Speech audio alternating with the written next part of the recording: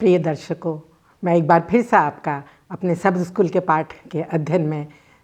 प्रभु यीशु के पवित्र और मधुर नाम में स्वागत करना चाहती हूँ। अपने परमेश्वर के भी हम बहुत शुक्रगुजार हैं कि उसने हमें कितना अच्छा और सुंदर अवसर दिया है कि हम बैठकर साथ होकर इस पाठ का अध्ययन कर सकते हैं। मैं स्वागत करना चाहती हूँ हमारे जो मेहमान हैं, जो हमें आज पाठ का अध्ययन कराएंगे, पास्टर फ्रैंकलिन फ्रांसिस और पास्टर आर भारती। आपका भी मैं स्वागत करती हूँ। अजीज़ों, इससे पहले कि हम अध्ययन में चलें, हम चाहते हैं कि परमेश्वर की आशीष हमारे साथ हो, उसका मार्गदर्शन हो। इसलिए चाहते हैं कि पास्टर फ्रैंकलिन हम सब की दुआ में अगुवाई करें। आइए प्रार्थना करें। स्वर्गीय पिता परमेश्वर, एक बार फिर हम आपका धन्यवाद देते हैं कि आपने हमें एक और मौका दिया है कि आज के सब स्कूल पाठ का हम अध्ययन कर सकते हैं। प्रभु, आज के सब स्कूल पाठ को सिखाने के लिए, साझा करने के लिए आपने मिसेस भारती को, पास्टर भारती को और मुझे चुना है। प्रभु, हमें ज्ञान बुद्धि समझ दे कि जो कुछ भी हमने तैयारी करी है उसको प्रभु हम सिर्फ वैसे कि वैसे जो आपके पवित्र शास्त्र में लिखा है अपने दर्शकों के साथ साझा कर सकें। अपने दर्शकों के लिए विशेष दुआ करते हैं जब वो आज के सब स्कूल पाठ को सुनते हैं। प्रभु, हम सब आज के सब स्कूल पाठ को सुनने वाले नहीं पर उसके अनुसार चलने वाले भी बन सकें। प्रभु, हमारे पापों को आप माफ़ करें। प्रभु यीशु मसीह के नाम से मांगते हैं, आमीन। आमीन। प्रिय दर्शकों, जैसा कि आप जानते हैं, हम अपने इस अध्ययन के आखिरी पड़ाव में पहुंच रहे हैं और आज हम 11 पाठ का अध्ययन करेंगे। जैसा कि आपको पता है कि हम अभी तक बहुत ही महत्वपूर्ण अध्ययन हम कर चुके हैं जो हमारी ज़िंदगी के लिए बहुत ही महत्वपूर्ण हैं, हमारे मसीही जीवन के लिए। और आज भी जो है हमारा बहुत ही महत्वपूर्ण विचार विमर्श होने वाला है, जिस विषय पर आज हम चर्चा करने वाले हैं। आज का हमारा जो शीर्षक है वो है यीशु विश्वास का कर्ता और उसको पूरा करने वाला। जबकि हम हमारे पाठ का अध्ययन जो इब्रानियों की पुस्तक जिसका हम अध्ययन कर रहे हैं, हम लोग जो हैं अपने अंत के समय में हमारे लिए क्या संदेश है परमेश्वर का, उसका अध्ययन इस पूरे क्वार्टर में हम लोगों ने किया है। हम याद वचन को भी ज़रूर आज पढ़ना चाहेंगे, जिसका जो कि इब्रानियों की किताब उसके 12 अध्याय की 2 आयत है। इस तरह से लिखा है, और विश्वास के कर्ता और सिद्ध करने वाले यीशु की ओर ताकते रहें, जिसने उस आनंद के लिए जो उसके आगे धरा था, लज्जा की कुछ चिंता ना करके क्रूस का दुख सहा और परमेश्वर के सिंहासन की दाहिनी ओर जा बैठा। परमेश्वर के इस पवित्र वचन पर बहुत ही हम सबको आशीष मिले। अजीज़ों, आज जो हम अध्ययन करने जा रहे हैं ये एक मसीह जीवन की दौड़ के विषय में हमें सिखाता है, विश्वासी जीवन के विषय में हमें सिखाता है कि किस तरह से हमें अपने विश्वास में दृढ़ रहना है। यही हमारे चर्चा का मुख्य तहत जो है विषय रहेंगे। मसीह जीवन को अगर हम इसका संदर्भ देखें, मसीह जीवन को एक दौड़ के रूप में दर्शाया गया है इस अध्ययन में। और हम बाइबल में पाते हैं कि बहुत से लोगों ने इस दौड़ को दौड़ा और पूरा भी किया, सफलता भी प्राप्त की, परंतु जो उनका इनाम है वह भी उन मिलने को है, उनको मिलेगा, क्योंकि जैसे कि प्रभु यीशु की प्रतिज्ञा है कि वह हमें सबको मिलेगा और हमें उसी आशा के साथ जो है आगे बढ़ना है, इस दौड़ में हिस्सा लेना है। परंतु हमारा जो है सच्चा जो हमारा नमूना है, या हमारा जो दौड़ में सबसे पहले आगे जो जिसने इस दौड़ को दौड़ा है वह है प्रभु यीशु मसीह, जिसने हमारा मार्गदर्शन किया है इस दौड़ में, और हमें उसी की तरफ ताकते रहना है। उन्होंने विजय हासिल की और हमें यकीन है, हमें आशा है कि हमें भी जो है इसमें सफलता मिलेगी, पर हमें विश्वास और धैर्य के साथ दौड़ना है अजीज़ों। और जो विश्वास की हमारी इस बाइबल में लोगों का बताया गया है कि किस तरह से लोगों ने विश्वास किया और वो अपनी दौड़ दौड़ी, उसी के विषय में आज हम चर्चा करने जा रहे हैं। आज हम इतवार के रविवार के जो है अध्ययन करेंगे, जिसका शीर्षक इस तरह से है विश्वास से जीना। और पास्टर भारती से मैं चाहती हूँ कि वो इस विषय में हम सबको समझाएं कि हबक्कुक अपने 2 अध्याय में हमें क्या समझाता है, क्या समझाना चाहता है। अपने जो उनका 2 अध्याय है उसमें हमें विश्वास के बारे में क्या समझाना चाहते हैं। इस सवाल का जवाब देने से पहले जो मिसेस भारती ने अभी कहा कि मसीह जीवन की दौड़ जो है हम उसके बारे में आज सीख रहे हैं, और इस मसीह जीवन की दौड़ में जो सबसे पहला हमारा कदम है वो है विश्वास।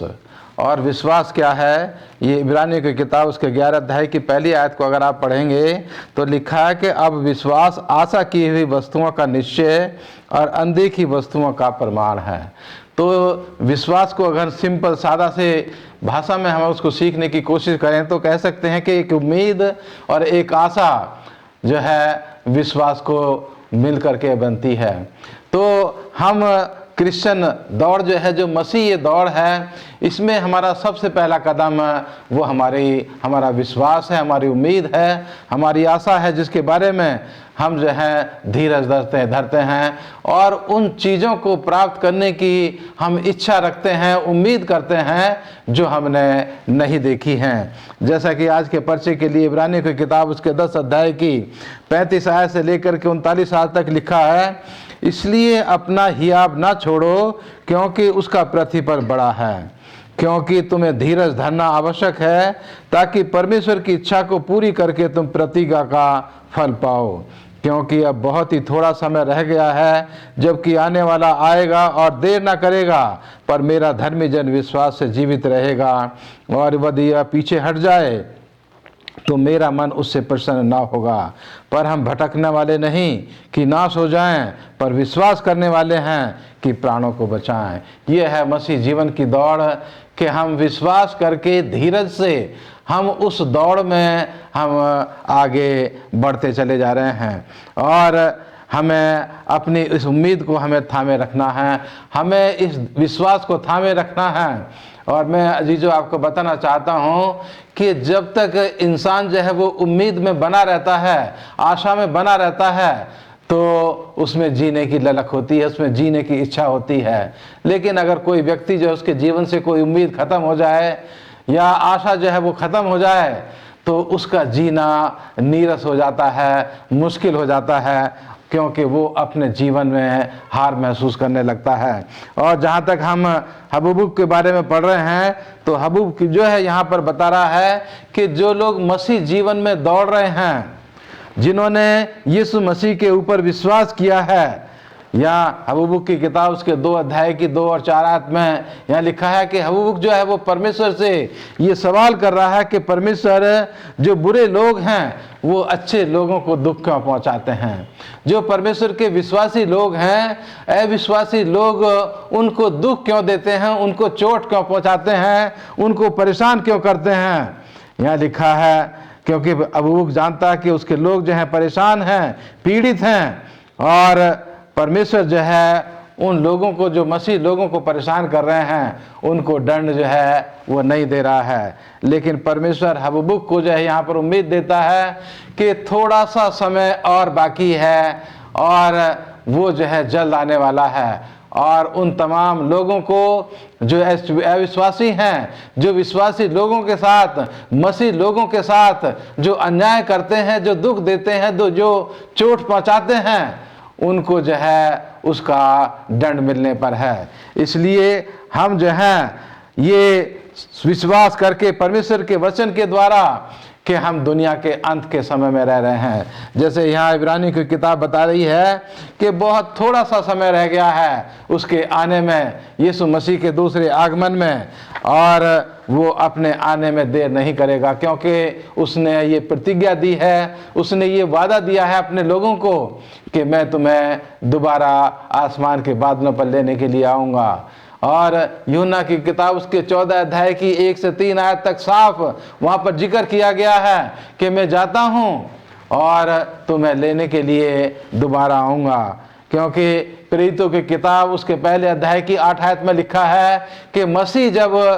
जी उठने के बाद आसमान पर जा रहे थे और अपने चेलों की आंखों के देखते देखते वो ओझल हो गए, तो वहाँ 2 फरिश्ते उनके बीच में आए और उनको कहा कि यही मसीह जो तुम्हारे बीच से जिस रीति से उठा लिया गया है, उसी रीति से वो दोबारा वापस आएगा। तो अजीजों, ये उम्मीद, ये आशा, ये विश्वास आज मसीह लोगों का है कि हमारा खुदावंद यीशु मसीह हमें दोबारा लेने के लिए आने वाला है। हमारे जीवन में चाहे कितनी भी दुख, कितनी भी परेशानियां, कितनी भी सताहट, कितना ही भी अन्याय क्यों ना आए, लेकिन हम विश्वास से ना हटें। हम अपनी उम्मीद को थामे रहें, हम अपनी आशा में बने रहें। और जो लोग ऐसा करते हैं वो तमाम परेशानियों के बावजूद भी एक तसल्ली का जीवन जो है इस दुनिया में व्यतीत करते हैं, क्योंकि उम्मीद उनको होती है कि इस दुनिया के बाद एक अच्छा जीवन हमें मिलने वाला है। और इसलिए यहाँ जो है ये इस पर्चे का आज हेडिंग जो खास करके दिया गया है कि मेरा जन्म विश्वास से जीवित रहेगा। मसीह लोग जो हैं वो विश्वास से जीवित रहेंगे। और इस अंतिम दिनों में, इस दुनिया के अंत के दिनों में मसीह लोगों के लिए ये खास संदेश इब्रानियों की किताब के द्वारा पौलुस रसूल परमेश्वर मुझे और आपको दे रहा है कि हम अपने विश्वास को थामे रहें, हम अपने विश्वास को थामे रहें और उस विश्वास को थामे रह कर के धीरज के साथ हम अपनी दौड़ में आगे बढ़ते चले जाएं। शुक्रगुजार हूँ पास्टर भारती, आपका आपने इतना अच्छा अपने विचारों को हम सबके साथ साझा किया। आइए हम सोमवार के अध्ययन में चलते हैं पास्टर फ्रैंकलिन से के पास, और जिसका शीर्षक इस तरह है अब्राहम का विश्वास। पास्टर फ्रैंकलिन हमें, हमारे दर्शकों को हमें बताइए कि बाइबल के अनुसार विश्वास क्या है। बहुत ही अच्छा प्रश्न है। और ये जो प्रश्न है कि बाइबल के अनुसार विश्वास को हम कैसे परिभाषित कर सकते हैं, और विश्वास की परिभाषा जो है हमने कई बार पढ़ा भी है, कई बार हमने संदेशों में भी जो है सुना भी है, पर क्योंकि आज हम सब स्कूल पाठ के अध्ययन में हैं तो आइए एक बार फिर इसको जो है वो दोहराने की जो है वो कोशिश करते हैं। हम सोमवार के पाठ में हैं और जिसका शीर्षक है अब्राहम का विश्वास। और इसके लिए हम जो है इब्रानियों की पत्री उसका 11वां अध्याय और उसका पहला और दूसरा पद जो है वो पढ़ेंगे। और यहाँ पर जो है वो विश्वास को परिभाषित किया गया है। विश्वास की परिभाषा जो है यहाँ पर दी गई है। यहाँ पर लिखता है कि अब विश्वास आशा की हुई वस्तुओं का निश्चय और अनदेखी वस्तुओं का प्रमाण है। तो बड़े ही सरल शब्दों में जो है यहाँ पर संत पौलुस जो है इब्रानियों की पत्री में उसके पहले और दूसरे आयत में जो है विश्वास की परिभाषा को जो है वो हम तक पहुँचाने की कोशिश कर रहा है। पर हम यहाँ पर देखते हैं कि उसको वो और भी जो है वो सरल जो है वो बनाना चाहता है। और सरल शब्दों में वो कहता है कि किसी भी वस्तु को बिना देखे बिना जाने मान लेना या उस पर जो है वो विश्वास कर लेना। हम देखते हैं कि संत पौलुस हम सबका ध्यान जो है उन बातों पर जो है वो आकर्षित करना चाहता है, क्योंकि हमने परमेश्वर को नहीं देखा, हमने प्रभु यीशु मसीह को जो है वो नहीं देखा, पर हम यहाँ पर देखते हैं कि हमने क्या किया, उस पर विश्वास किया और वो भी जो है वो 100% जो है वो विश्वास किया। और इसीलिए जो है कि आज हम सब के सब जो है इस बकिया कलीसिया जो कि आखिरी चर्च है, रेमनेंट चर्च है, लौदीसिया की जो है वो कलीसिया है, इसके साथ हम लोग क्या है वो जुड़े हुए हैं। क्यों? क्योंकि हमने क्या किया है, परमेश्वर पर और प्रभु यीशु मसीह पर जो है वो 100% जो है वो विश्वास किया है। और इसीलिए जो है हम सबको जो है वो धन्य भी जो है वो कहा गया है। और जब हम इब्रानियों उसका 11वां अध्याय पढ़ते हैं तो हम यहाँ पर देखते हैं कि कुछ ऐसे हीरोज हैं, कुछ ऐसे नायकों के बारे में जो है संत पौलुस क्या करता है, बात करता है, और जिनके कि विश्वास के बारे में हम जो है 11वें अध्याय में जो है वो पढ़ सकते हैं। जैसे कि हाबिल है, हनूक है, नूह है, अब्राहम है, सारा है, इसहाक है, याकूब है, यूसुफ है और जो है वो मूसा है। और हम यहाँ पर देखते हैं कि इन नए 9 जो हीरोज हैं, जो नायक्स हैं, जो कि विश्वास के बारे में हम उन बारे में जो है उनके बारे में पढ़ते हैं। और हम देखते हैं कि इन सब में जो है अब्राहम को जो है वो क्या किया गया है, ज़्यादा जो है वो महत्व दिया गया है। और आप अगर उत्पत्ति उसका 15वां अध्याय और उसका 6वां पद अगर वहां पर पढ़ेंगे तो हम देखते हैं कि अब्राहम ने परमेश्वर पर विश्वास किया और परमेश्वर ने उसे क्या किया, धर्मी गिना। तो कहने का मतलब यहाँ पर यह है, जो विश्वास अब्राहम ने परमेश्वर पर किया और जो आज्ञा का पालन अब्राहम ने परमेश्वर के आज्ञा का पालन किया, और उसके कारण क्या है, परमेश्वर खुश हुआ और उसको क्या किया, उसने धर्मी भी गिना। अगर हम उत्पत्ति ही उसका 15वां अध्याय और उसके 5वीं आयत में हम अगर देखें तो हम यहाँ पर देखते हैं कि उस समय का वाक्य है कि परमेश्वर जो है अब्राहम को क्या कहता है कि तू बाहर निकल और आकाश मंडल की ओर देख, और जो तारेगण तू जो देखता है, और मैं क्या करूंगा, तेरे वंश को, तेरे वंशज को जो है इन्हीं तारागणों जैसे क्या करूंगा, मैं बनाऊंगा। तो हम यहां पर देखते हैं कि अब्राहम का जो विश्वास है, परमेश्वर ने उसको धर्मी क्यों गिना, उसके दो कारण है। एक तो उसने क्या किया, परमेश्वर की आज्ञा का पालन किया, और परमेश्वर पर क्या किया, उसने विश्वास भी किया। और अब हम यहां पर देखते हैं कि वो समय आ गया कि जब अब्राहम जो है ऑलमोस्ट 86 साल के आसपास है, और सारा जो है 70 साल के आसपास है, और बायोलॉजिकली जो है हम यहाँ पर देखते हैं कि शायद ये संतान उत्पन्न करने के लायक जो है वो नहीं है। और हम देखते हैं कि कहानी हमको ये बताती है कि सारा जो है अब्राहम से कहती है कि हमारी जो सेविका जो हाजिरा है, क्यों ना जो है तो उसके द्वारा क्या कर, संतान जो है वो उत्पन्न कर। और हम यहाँ पर देखते हैं कि वो वैसे ही होता है, और हाजिरा के द्वारा जो है वो इस्माइल जो है वो पैदा होता है। पर यहाँ पर ध्यान देने वाली बात ये है, ये इस्माइल जो है, जो कि हाजिरा, जो कि अब्राहम और सारा की जो सेविका थी, जिससे कि ये इस्माइल पैदा हुआ है, ये प्रतिज्ञा वाला पुत्र जो है वो नहीं है। परमेश्वर ने जो है अब्राहम को और सारा को जो है क्या किया था, उससे वाचा बांधी थी, उनको उनसे प्रतिज्ञा करी थी कि मैं क्या करूँगा, तुम्हें जो है वो एक पुत्र दूंगा। और हम यहाँ पर देखते हैं कि वो सारा के हाजिरा के पास जाता है अब्राहम, और उसके बाद जो है वो इस्माइल उत्पन्न होता है। उसके बाद समय जो है वो बीतता है, और हम यहाँ पर देखते हैं कि अब अब्राहम जो है वो 99 वर्ष के आसपास है, और सारा जो है वो 90 वर्ष के जो है वो आसपास है। और हम यहाँ पर देखते हैं कि यहाँ पर जो है वो क्या करता है, परमेश्वर अपने वायदे के अनुसार जो है वो क्या करता है, उनको जो है वो एक पुत्र की जो है वो प्राप्ति होती है, एक संतान की प्राप्ति होती है, और जिसका नाम जो है वो इसहाक रखा जाता है। और हम यहाँ पर देखते हैं कि अब सारा क्या करती है, अब्राहम से कहती है कि अब क्या कर, हाजिरा और इस्माइल को क्या कर दे, यहाँ से विदा कर दे। और हम यहाँ पर देखते हैं कि हाजिरा को और इस्माइल को जो है वहाँ से विदा कर दिया जाता है। और जब इसहाक जो है, आइजक जो है, जब वो 8 दिन का होता है, और उसका जो है वो खतना किया जाता है, और उसको हम यहाँ पर देखते हैं कि वो जो है, जो प्रतिज्ञा वाला पुत्र है, अब जो है अब्राहम और सारा के परिवार में जो है वो है। और अब हम यहाँ पर देखते हैं कि अगर हम उत्पत्ति उसका 21वां अध्याय अगर हम पढ़ेंगे, तो हम यहाँ पर देखते हैं कि अब जो है अब्राहम 100 साल का हो चुका है, जबकि इसहाक जो है वो घर में जो है वो आ गया है। और इस समय बताया जाता है कि समय बीता, और कम से कम अब इसहाक की जो उम्र है वो 36 या 37 साल की है। हालांकि इस पर जो है, जो बाइबल स्कॉलर्स हैं, जो बाइबल का ज्ञान रखते हैं, उसमें थोड़ा सा वो अलग अलग मत रखते हैं उसकी उम्र के बारे में। पर हम यहाँ पर देखते हैं कि अब परमेश्वर का वचन जो है अब्राहम के पास आता है कि जो बेटा मैंने तुझे दिया है इसहाक के तौर पर, तू क्या कर, तू उस मोरिया देश में जा, और वहां पर क्या है कि एक पहाड़ होगा, और मैं तुझे क्या करूंगा, बताऊंगा उस पहाड़ में कहां पर जाना है, और तू क्या कर, अपने बेटे इसहाक को जो है मेरे लिए क्या कर, होम बलि जो है वो चढ़ा। और हम देखते हैं कि अब्राहम जो है बिना सोचे समझे, बिना कोई दूसरा विचार किए जो है वो तड़के सुबह जो है वो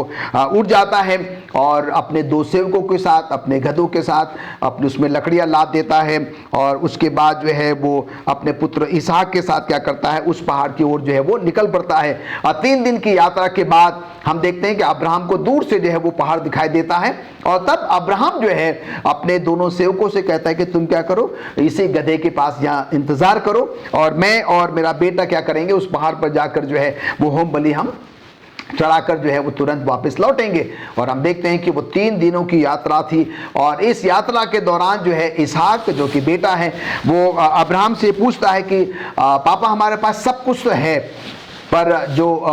बछड़ा है, जो भेड़ है या जो मेढ़ा है, जिसको कि हमने क्या करना, होम बलि चढ़ाना है, और वो हमारे पास तो नहीं है। और हम देखते हैं कि अब्राहम क्या करता है, इसहाक को जवाब देता है कि परमेश्वर क्या करेगा, इसका इंतजाम करेगा। और वो समय आ गया जबकि वो उस पहाड़ पर जो है वो पहुंच जाते हैं, बेदी तैयार कर दी जाती है, सब कुछ तैयार कर दिया जाता है, और फिर जो है अब्राहम अपने बेटे इसहाक से कहता है कि तू क्या कर, इस पर जो है वो लेट जा, क्योंकि परमेश्वर के वचन के अनुसार तुझे मैंने क्या करना है, होम बलि जो है वो चढ़ाना है। और हम यहाँ पर देखते हैं कि वो भी समय आ जाता है, और अब्राहम जो है है जब अपनी छुरी क्या करता है, उसको बलि चढ़ाने के लिए उठाता है, और तुरंत जो है स्वर्ग से स्वर्गदूत की आवाज़ आती है कि क्या कर, तू ऐसा ना कर, और झाड़ी में देख कि वहाँ पर एक मेढ़ा फंसा हुआ है, और तू क्या कर, उसको लेकर आ, और तू क्या कर, इसको जो है वो बलि चढ़ा। इन सब घटनाओं के दौरान हम यहाँ पर जो सोमवार के पाठ में देख रहे, अब्राहम का जो विश्वास है, जब जैसे जैसे परमेश्वर ने उससे कहा, वो बिल्कुल आंख मूंद कर जो है, आंख बंद करके क्या करता रहा, वो परमेश्वर पर विश्वास करता रहा, परमेश्वर की उसने आज्ञा का जो है वो पालन किया, और इसी कारण जो है हम क्या कहते हैं कि अब्राहम को विश्वासियों का पिता कहते हैं। जी, थैंक यू पास्टर फ्रैंकलिन आपका कि आपने अपने हमें समझाया इस बात को अच्छे से। आइए हम मंगलवार के अध्ययन में चलते हैं, और जिसका शीर्षक इस तरह है, मूसा अनदेखे पर विश्वास करना। पास्टर भारती, आप हमें समझाएं कि मूसा ने जो है किस तरह से अनदेखी बातों पर विश्वास किया, इससे हम क्या शिक्षा पाते हैं। अभी हम लोगों ने अब्राहम के जीवन के बारे में सीखा और उसके विश्वास के बारे में सीखा। उसके जीवन से हम आज जो है क्या सबक लेते हैं कि अब्राहम का विश्वास पूरा कामिल और परिपूर्ण विश्वास था। दूसरा, हम अब आगे जब पढ़ते हैं तो हम देखते हैं मूसा के जीवन के बारे में कि मूसा ने भी उन अनदेखी बातों के ऊपर, अनदेखी चीज़ों के ऊपर जो है विश्वास किया जो परमेश्वर ने अपने प्रतिज्ञा के अनुसार उनसे वादा किया था। यहाँ इब्रानियों की किताब उसके 11 अध्याय की 20 से 28 आयत तक मैं कुछ आयतें यहाँ पर पढ़ना चाहता हूँ। लिखा है कि विश्वास ही से इसहाक ने याकूब और एसाव को आने वाली बातों के विषय में आशीष दी। विश्वास ही से याकूब ने मरते समय यूसुफ के दोनों पुत्रों में से एक को आशीष दी और अपनी लाठी के सिरे पर सहारा लेकर दंडवत किया। विश्वास ही से यूसुफ ने जब मरने पर था तो इस्राएल की संतान के निकल जाने की चर्चा की और अपनी हड्डियों के विषय में आज्ञा दी। विश्वास ही से मूसा के माता पिता ने उसको उत्पन्न होने के बाद 3 महीने तक छिपा रखा, क्योंकि उन्होंने देखा कि बालक सुंदर है और वह राजा से ना डरे। विश्वास ही के से मूसा ने आसाना होकर फिरौन की बेटी का पुत्र कहलाने से इनकार किया, इसलिए कि उसने पाप में थोड़े दिन के सुख भोगने से परमेश्वर के लोगों के साथ दुख भोगना अधिक उत्तम समझा। उसने मसीह के कारण निंदित होने को मिस्र के भंडार से बड़ा धन समझा, क्योंकि उसकी आंखें फल पाने की ओर लगी थीं। विश्वास ही से राजा के क्रोध से ना डरकर उसने मिस्र को छोड़ दिया, क्योंकि वह अनदेखियों को मानो देखता हुआ दृढ़ रहा। विश्वास ही से उसने फंसे और लहू छिड़कने की विधि माने कि वह पहलौठा का नाश करने वाला इस्राएलियों पर हाथ ना डाले। ये मूसा नबी के और जो अब्राहम के संतान थे उनके बारे में इन आयतों में लिखा गया कि विश्वास ही के द्वारा उन्होंने परमेश्वर की अगुवाई में अपने बच्चों को आशीष दी और उन बातों की जो है प्रतिज्ञा दोहराई जो उनके जीवन में उनके साथ परमेश्वर ने प्रतिज्ञा की थी। यहाँ हम आज मूसा के जीवन के बारे में सीख रहे हैं कि मूसा का जो है जब जन्म हुआ तो उसके माता पिता ने उसको जो है जान से नहीं मारा, जबकि राजा की तरफ से ये आज्ञा थी कि जो भी बच्चा बेटा पुत्र जो है वो पैदा होगा उसको जान से मारना है। लेकिन उन्होंने राजा की आज्ञा की परवाह ना करके उसको जीवित रखा और अपने घर में छुपा करके रखते रहे। और देखते हैं कि 3 महीने के बाद उन्होंने जो है उसको विश्वास ही के कारण के परमेश्वर इसकी हिफाजत करेगा, उसको टोकरी में लिटा करके नील नदी में उसको बहा दिया। और परमेश्वर का इंतजाम हुआ कि फिरौन की बेटी को जो है वो बच्चा प्राप्त हुआ और उसने उसको जो है गोद लिया। और फिरौन की बेटी ने जब उसको गोद लिया तो मूसा का भविष्य था यहाँ पर कि उसको उस देश का, मिस्र देश का राजा बनना था। लेकिन जो उसके जीवन में शिक्षा जो है मूसा नबी ने अपने माता पिता के द्वारा, जबकि वो पेट में ही था और 3 महीने तक उसको अपने घर में रख करके उसको परमेश्वर के वचन की शिक्षा उसके माता पिता ने उसके जीवन में कूट कूट करके भरी। और उस विश्वास के कारण उसने जो है वो फिरौन देश का, मिस्र देश का बादशाह होने को जो है उसने ना चुन करके उसने परमेश्वर के वादों के ऊपर विश्वास किया। और जो उसने जो इनाम परमेश्वर की तरफ से विश्वास के द्वारा उसको मिलने पर था, उसके ऊपर उसने मन लगाया। उसने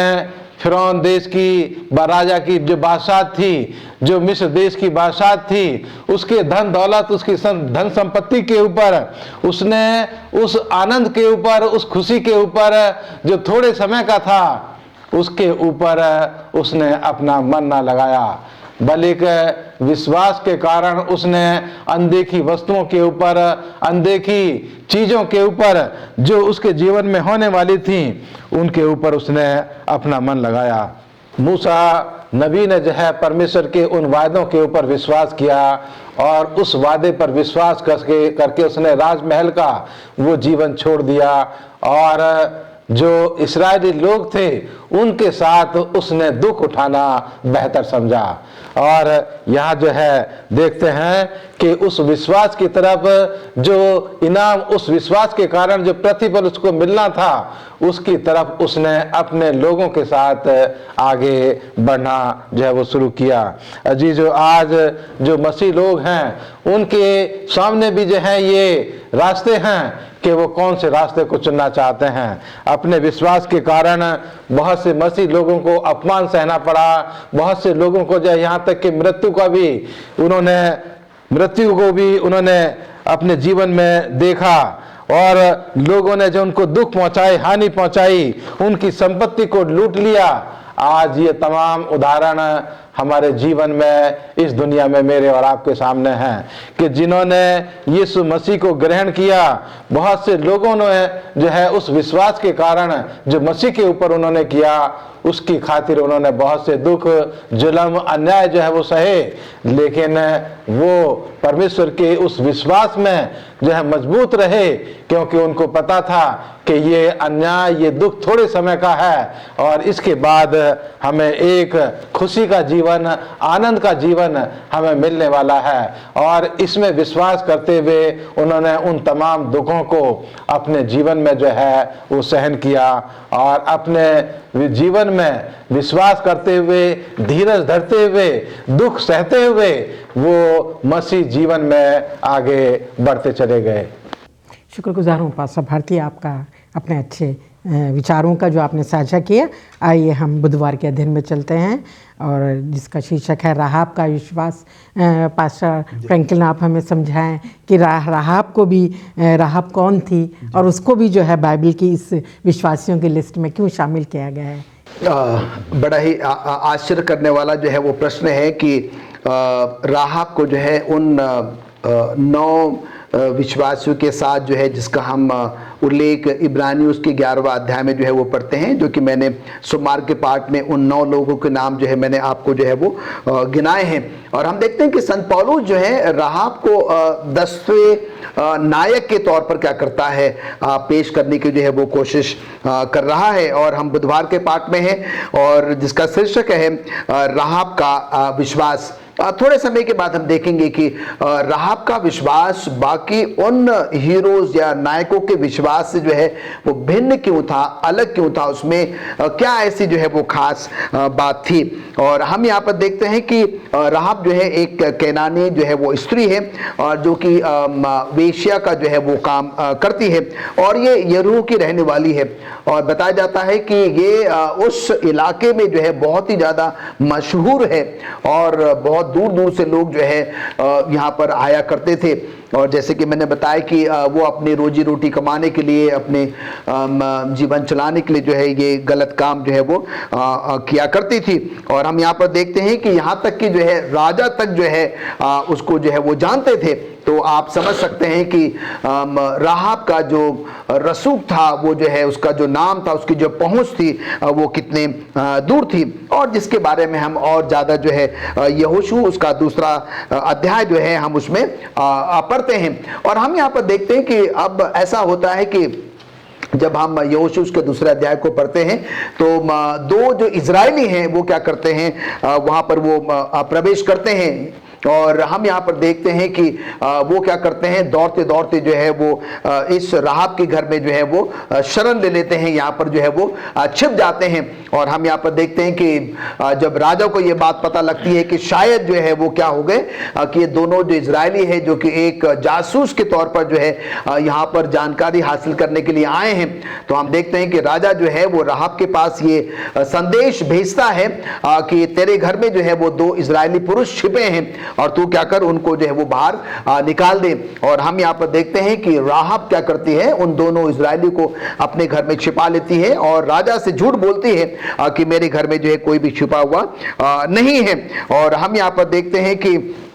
उन दोनों को वो छिपा के रखती है। और कुछ समय के बाद हम यहाँ पर देखते हैं कि जब समय पूरा हो गया और हम देखते हैं कि अब इन दोनों पुरुषों को जो है क्या करना है, वहां से जो है वो निकलना है। और हम यहाँ पर देखते हैं कि राहाब जो है, जो कि एक मसीह परिवार में जो है उसने जन्म नहीं लिया, वो परमेश्वर को नहीं जानती हैं, प्रभु यीशु मसीह को जो है वो नहीं जानते, वो बिल्कुल भी अनभिज्ञ है। और उसके बावजूद भी हम यहाँ पर देखते हैं कि जब वो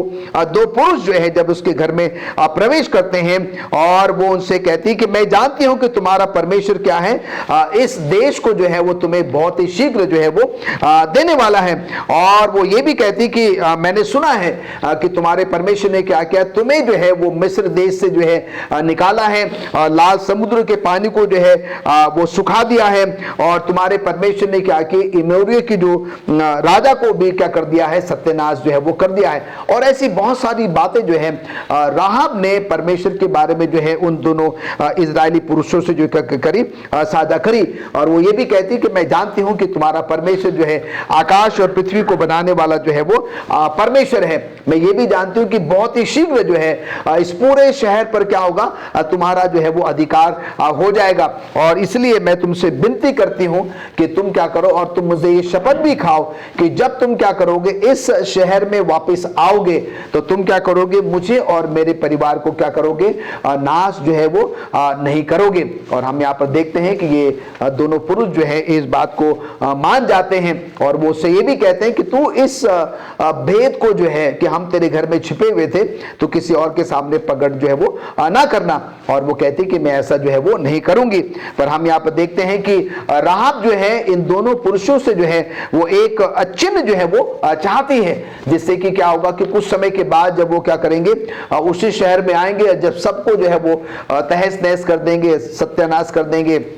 खत्म कर देंगे, तो उसका परिवार जो है वो कैसे बचाया जा सकेगा। और हम यहाँ पर देखते हैं कि फिर वो 2 पुरुष जो है इजरायली पुरुष उससे ये प्रतिज्ञा करते हैं कि तुझे डरने की जरूरत जो है वो नहीं है। और जब वो समय आएगा तो तू क्या करना कि अपने सारे परिवार वालों को जो है, भाई बहन बच्चों को, रिश्तेदारों को जो है अपने घर में क्या करना, तू जो है वो इकट्ठा जो है वो कर लेना। और जब हम इस शहर में क्या करेंगे, प्रवेश करेंगे और हम क्या करेंगे, तेरी उस जो लाल डोरी जो है जहां पर तेरे घर में जो है वो बंधी होगी और तेरे घर का कोई भी व्यक्ति जो है वो नाश नहीं होगा। और हम यहाँ पर देखते हैं इसी प्रतिज्ञा के साथ जो है ये 2 इजरायली पुरुष को क्या करती कि खिड़की के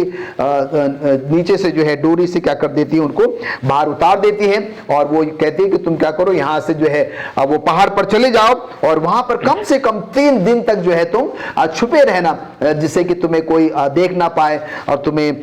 मारने ना पाए। और हम यहाँ पर देखते हैं कि ये दोनों पुरुष जो है राहाब के कहने के अनुसार क्या कर देते हैं, वहां से वो निकल जाते हैं और वो पहाड़ पर 3 दिन तक छिपे रहते हैं। और समय पूरा होने के बाद हम देखते हैं कि वो क्या करते हैं, अपने यात्रा में आगे बढ़ते हैं और फिर वो जो है यहोशू के पास पहुंचते हैं और यहोशू को जो है वो अपनी सारी कहानी क्या करते हैं, वो बताते हैं। और हम यहाँ पर देखते हैं कि अब ये सवाल उठता है कि राहाब का विश्वास जो है बाकी लोगों से जो है वो क्यों फर्क है, क्यों जो है वो अलग है। तो मैडम हम यहाँ पर देखते हैं कि राहाब परमेश्वर को नहीं जानती थी और जब ये लोग वहां पर आते हैं तो हम देखते हैं कि कैसे जो है उन पर वो विश्वास करती है, भरोसा करती है और परमेश्वर की जो है वो क्या करती है, वो तारीफ जो है वो करती है। और हमने ये भी सीखा है कि राहाब जो है एक कोई अच्छी स्त्री नहीं थी, उसका काम बहुत ही गलत काम जो वो था, और अपने जीवन यापन करने के लिए जो है वो गलत काम जो है वो किया करती थी। पर यहाँ पर एक बहुत बड़ा सवाल उठता है मैडम कि संत पौलुस जो है राहाब को जो है वो 10वें नंबर पर क्यों स्थान जो है वो दे रहा है, और वो इसलिए दे रहा है। हम यहाँ पर देखते हैं कि राहाब जो है क्या करती है, जबकि उसने परमेश्वर को नहीं जाना, नहीं सुना, उसके बारे में कुछ भी उसको नहीं पता था, और फिर भी उसने क्या किया, परमेश्वर के बारे में, परमेश्वर पर क्या किया, उसने विश्वास किया। और हम यहाँ पर देखते हैं कि बिना देखे, बिना सोचे, बिना सुने जो है उसने विश्वास किया, और इसलिए संत पौलुस कहता है कि उसका विश्वास जो है बाकी लोगों से क्या है कि बिल्कुल भी अलग है, और उसका विश्वास जो है बहुत ही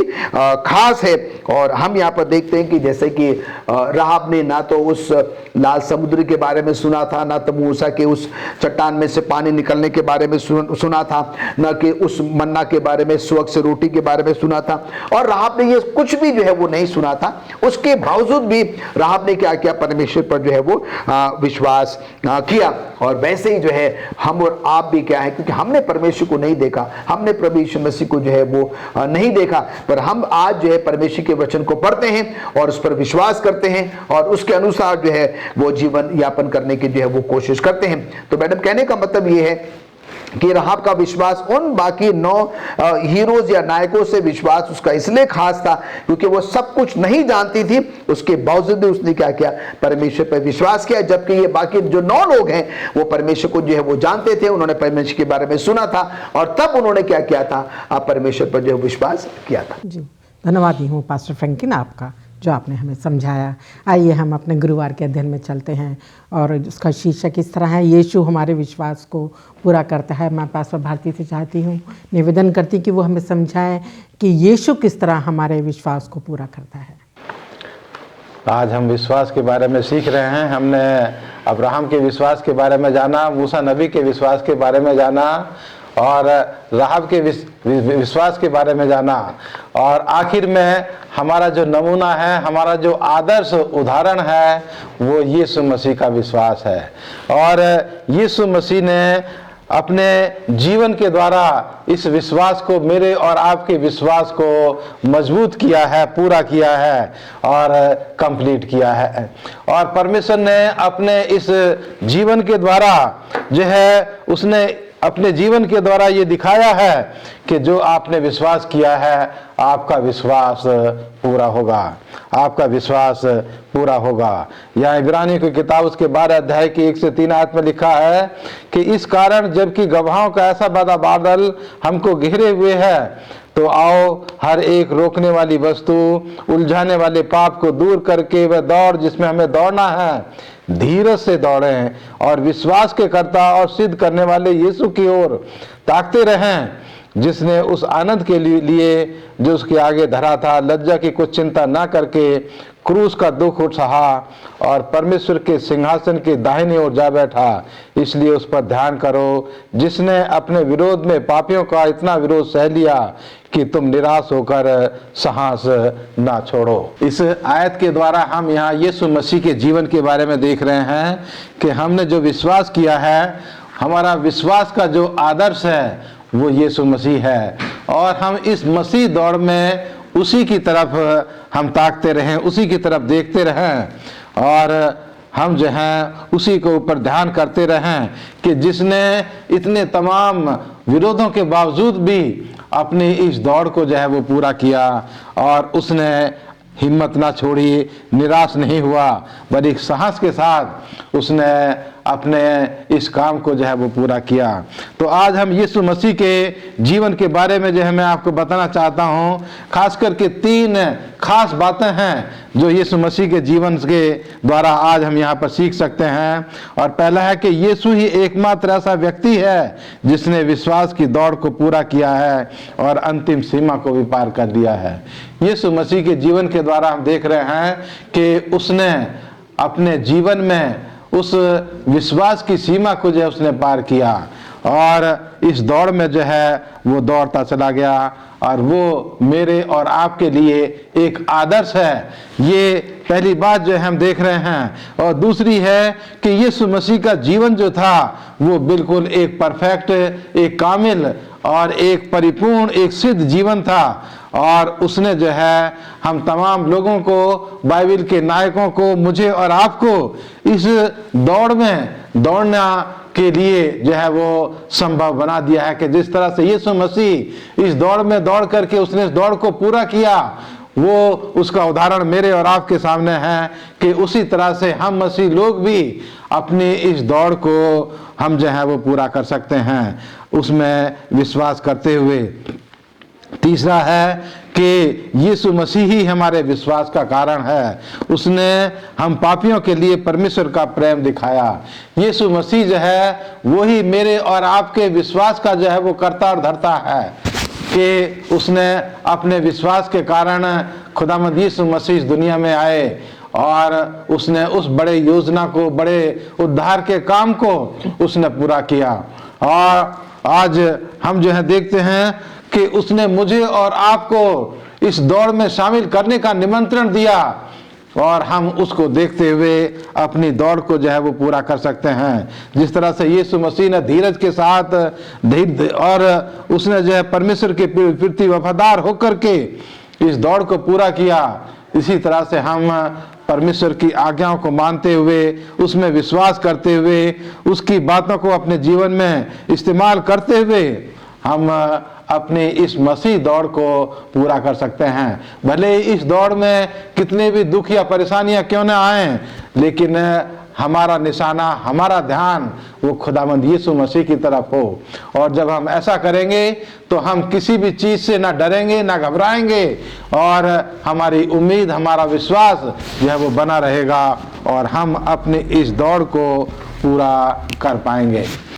शुक्रगुजार हूँ पास्टर भारती आपका, आपने जो हमारे साथ हमारे अपने विचारों को साझा किया, हमारे दर्शकों के साथ भी। आइए हम शुक्रवार के अध्ययन में चलते हैं। अब पास्टर फ्रैंकलिन आप हमें समझाएं कि मिसेज E.G. वाइट के अनुसार प्रभु यीशु मसीह पर विश्वास करने से हमें क्या लाभ होगा। हम शुक्रवार के पाठ में हैं और अक्सर हम ये देखते हैं कि जब हम शुक्रवार के पाठ का अध्ययन करते हैं तो हम कुछ अतिरिक्त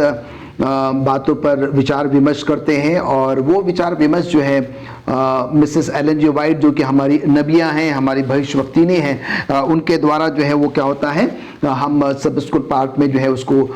जोड़ते हैं। और जैसे कि अब तक हमने जो है विश्वास क्या है उसके बारे में सीखा, फिर अब्राहम का विश्वास के बारे में, मूसा के विश्वास के बारे में, राहब के विश्वास के बारे में जो है वो हमने सीखा। और अभी पास्टर भारती ने हमको बताया कि उन सब बातों को किनारे रखते हुए जो है हमारा संपूर्ण विश्वास और भरोसा जो है, जो हमारा केंद्र बिंदु जो है वो प्रभु यीशु मसीह होना चाहिए। और जब हम अपना संपूर्ण विश्वास और भरोसा जो है प्रभु यीशु मसीह पर रखते हैं और अपने उस विश्वास की जड़ों को बहुत मजबूत और दृढ़ रखते हैं, तो चाहे कोई भी आंधी आए, तूफान आए, कुछ भी क्यों ना आए, हम और आप नहीं डरेंगे, हम और आप जो है नहीं घबराएंगे, नहीं परेशान जो है वो होंगे। और जैसे कि मैडम आपने कहा कि मिसेस एलन जी वाइट जो है इस विश्वास के बारे में जो है अपने क्या विचार रखना चाहती हैं। वो कहती हैं कि जब हम परमेश्वर पर अपना संपूर्ण विश्वास और भरोसा रखते हैं तो वो क्या करता है, वो हमारे हृदयों में, हमारे दिलों में जो है वो वास करता है। हमें वो शक्ति, वो ताकत, वो बल जो है वो देता है जिसके द्वारा हम क्या करते हैं, शैतान का, दुनिया का जो है वो सामना कर सकते हैं। वो हमें एक पवित्र जीवन यापन करने में जो है वो मदद करता है। वो हमारा एक ऐसा मित्र जो है, एक ऐसा याजक, एक ऐसा महायाजक और एक ऐसा जो है बहुत ही करीबी जो है वो शायक जो है वो बन जाता है, जो हमें कभी भी क्या करता है, निराश नहीं करता है, कभी भी हम अकेला जो है वो नहीं छोड़ता है। और मिसेस एलन जी वाइट कहती हैं कि जब हम उसकी सारी आज्ञाओं को जो है वो पालन करते हैं और उसके इस विश्वास में दृढ़ और मजबूत रहते हैं, तो परमेश्वर क्या कहता है कि बहुत बहुत जो है वो खुश होता है। पूरी बाइबल में जो है हम देखते हैं कि परमेश्वर जो है अपने विश्वास को साबित करने के लिए, प्रमाणित करने के लिए जो है बहुत सारे ऐसे जो कारण है हमें क्या करता है वो बताता है। वो हमसे कभी नहीं कहता है कि तुम बिना सोचे समझे जो है, बिना किसी सबूत के तुम क्या करो, मुझ पर जो है वो विश्वास करो या भरोसा करो। और हम यहाँ पर देखते हैं कि जो कुछ भी परमेश्वर ने कहा है, प्रभु यीशु मसीह ने कहा है, हम पूरे संपूर्ण बाइबल में जो है उन बातों को पाते हैं, उन बातों को जो है वो घटते हुए क्या करते हैं वो देखते हैं, जहां पर कि हमें किसी भी बात का जो है वो कोई संदेह करने की जरूरत जो है वो नहीं होती है। और कई बार जो है शैतान अलग अलग माध्यमों से जो है वो हमारे जीवन में प्रवेश करने की कोशिश करता है, हमारे जीवन में वो संदेह, वो शक, वो शंका जो है वो उत्पन्न करने की कोशिश करता है। और ये कब होता है? जब हम अपने उस विश्वास में दृढ़ और मजबूत जो है वो नहीं होते हैं, और तभी क्या है कि शैतान हमें हिलाने की जो है वो कोशिश करता है। और इसीलिए आज के सब स्कूल पाठ के माध्यम से संत पौलुस हमें बार बार जो है ये सलाह देना चाहता है कि हम क्या करें, अपने उस विश्वास में दृढ़ और जो है वो मजबूत बने रहे। हमें अपने आप पर, अपने काबिलियत पर, अपने उन तमाम जो विशेषताएं हैं जिस पर कि शायद हम लोग कई बार घमंड करते हैं, हम उस पर विश्वास या भरोसा करते हैं, संत पौलुस हमें साफ साफ कहता है कि हमें जो है इन सब बातों पर जो है विश्वास और भरोसा जो है वो नहीं करना है। हमें अपने भावनाओं को जो है वो क्या करना है, काबू करना जो है वो आना चाहिए। और जब हम ऐसा करते हैं तो हम देखते हैं कि परमेश्वर सचमुच में जो है हमारी और आपकी जो है वो मदद करता है। हम और आप उसके उस विश्वास में दृढ़ और जो है वो मजबूत रहते हैं। मुझे जो है वो पास्टर पॉल रॉज आइज़ेया, जो कि उस समय में वो सदर्न एशिया डिवीजन के जो है वो मिनिस्टेरियल जो है वो डायरेक्टर हुआ करते थे, और एक बार मैंने उनके संदेश को सुना था और उन्होंने इसी विश्वास पर ही जो है अपना संदेश पेश किया था। और उन्होंने अपने उस संदेश में ये कहा था कि जिस दिन हम सब ने बपतिस्मा लिया था और उस समय जो हमारा विश्वास था, क्या वही विश्वास प्रभु यीशु मसीह के दोबारा आने तक बना रहेगा, कायम रहेगा, और या फिर जो है हमारा विश्वास जो है वो फेड हो जाएगा, धुंधला हो जाएगा, और या जो है वो डगमगा जाएगा। वो बहुत ही गहरी बात जो है वहां पर वो कह गए। और क्योंकि वो जानते हैं और हम सब भी जानते हैं कि जैसे जैसे समय बीतता है हमारे विश्वास में वो कमी आ जाती है, वो धुंधलापन आ जाता है, हमारे विश्वास में वो ढीलापन आ जाता है, और हम संसारिक आकर्षण की तरफ क्या हो जाते हैं, आकर्षित जो है वो हो जाते हैं। और उन्होंने एक बार फिर हमें जो है ये याद दिलाया था कि हम उसी विश्वास में बने रहें जो विश्वास हमने बपतिस्मा के तौर पर के समय क्या किया था, प्रभु यीशु मसीह पर रखा था, परमेश्वर पर रखा था। उसी बात को ध्यान में रखते हुए हमने बपतिस्मा लिया था, और वही विश्वास में हम दृढ़ रहें, मजबूत रहें, कायम रहें कि जब प्रभु यीशु मसीह आएगा तो हम सबों को उसी विश्वास में स्थिर पाएगा और कितना खुश होगा, और हम सबों को जो है अपने साथ उस स्वर्गीय घर में जो है वो लेकर जाएगा। धन्यवाद देती हूँ पास्टर फ्रैंकलिन आपका कि आपने जो अच्छे विचार हम सबके साथ साझा किए। पास्टर भारती, आपका भी मैं शुक्रगुजार हूँ कि हमारे दर्शकों के साथ जो आपने अपने विचारों को साझा किया। अजीज़ों, ये अध्ययन जो हमारे लिए कितना हमारे विश्वास को दृढ़ करता है, और सबसे बड़ा प्रभु यीशु का जीवन जो हम देखते हैं, हमारे खातिर वो उस दुनिया में आए और उन्होंने अपनी दौड़ दौड़ी, और जो खुदावंद ने उनको कार्य दिया उसको पूरा किया। और बहुत से आरंभिक कलीसिया में हम देखते हैं कि जो खुदा के लोग थे, कोई साधारण लोग थे, कुछ धर्मी लोग थे, जिनको सताहट मिली, बहुत सी बुरी यात्राओं का सामना करना पड़ा, आरी से चीरा गया, बहुत बहुत, जैसे कि आप देखते हैं प्रभु यीशु मसीह के चेलों, उनका जीवन किस तरह रहा, परंतु जो है उन्होंने विश्वास किया। उन्होंने तो देखा था प्रभु यीशु के जीवन को, परंतु हम जो अनदेखी चीज़ों पर, जिसको हमने देखा नहीं पर हम भरोसा रखते हैं, परंतु हमारा विश्वास है, वो विश्वास इसलिए कायम है प्रभु पर क्योंकि हम देखते हैं कि प्रभु ने अपने वचन में जो भी प्रतिज्ञाएं की वो पूरी होती हुई हमने देखी है। लोगों के जीवन में जो वादा किया प्रभु ने वो पूरा होते हुए देखा है, और ये हमारी आशा को, हमारे विश्वास को दृढ़ करता है। अजीज़ों, चाहे कितने भी दुख और तकलीफ़ें हमारे जीवन में आए, हमें इस दौड़ को दौड़ना है प्रभु यीशु को अपने सामने रखते हुए, अपने सम्मुख रखते हुए। हमें अपने ताकत पर भरोसा नहीं करना है। अजीज़ों, ये बहुत ज़रूरी है। वचनों को पढ़ते हुए, प्रार्थना करते हुए, प्रभु यीशु पर भरोसा रखते हुए, वही हमारी जो है इस दौड़ में हमारे मददगार पवित्र आत्मा देता है जो हमारा हमेशा मददगार करता है और जो है हमें जो है उस अंतिम प्रतिफल के लिए, बेशक हमारा जीवन ख़त्म हो जाए, ये तो ज़रूरी है कि मृत्यु तो आनी है, परंतु जो आशा हमें खुदावंद ने दी है वो आशा ज़रूर पूरी होगी। यह भरोसा, ये विश्वास और हमारी वफ़ादारी, परमेश्वर हमसे चाहते हैं कि हम वफ़ादार रहें और उस पर, प्रभु यीशु पर हमेशा अपने विश्वास को कायम रखें। इसी बातों को मैं आपके साथ बोलते हुए, साझा करते हुए प्रभु आपसे दुआ करती हूँ, आपसे प्रार्थना करती हूँ, आप भी अपने विश्वास में दृढ़ रहिए और ऐसे जो कमज़ोर हमारे दुर्बल जो हमारे विश्वासी भाई हैं उनको भी जो है आप मजबूती देते रहिए वचनों के द्वारा, प्रार्थनाओं के जरिए, ताकि हम भी जो है उस प्रतिफल को पा सके जो प्रभु ने हमारे लिए इनाम रखा है, उसको हम पा सकें। आइए, मैं शुक्रगुजार हूँ आप सबका कि आप हमारे साथ जुड़े रहे। आपने ज़रूर आशीषें पाई होंगी आज के अध्ययन के द्वारा। इसको हम ख़त्म करेंगे आज के अध्ययन को, और पास्टर भारती से चाहूँगी कि हम सब के लिए दुआ में अगुवाई करें। आइए प्रार्थना करें। परमपिता परमेश्वर, इस दुनिया के सृष्टिकर्ता, हमारे मालिक, हमारे सृष्टिकर्ता, हम तेरे सामने अपने सरों को झुकाते हैं तो तेरा धन्यवाद देते हैं परमेश्वर कि तूने हमें इस लायक समझा कि तेरा पवित्र वचन हम तक पहुंचा और हमने तेरे शुभ संदेश के ऊपर विश्वास किया। खुदामंद, आज हम जब इस दुनिया में अपने जीवन को जीते हैं तो हम अपने तमाम लोगों को याद करते हैं खुदामंद जिन्होंने तेरे ऊपर विश्वास किया और उस विश्वास की खातिर उन्होंने परमेश्वर दुख और परेशानियां सही, क्योंकि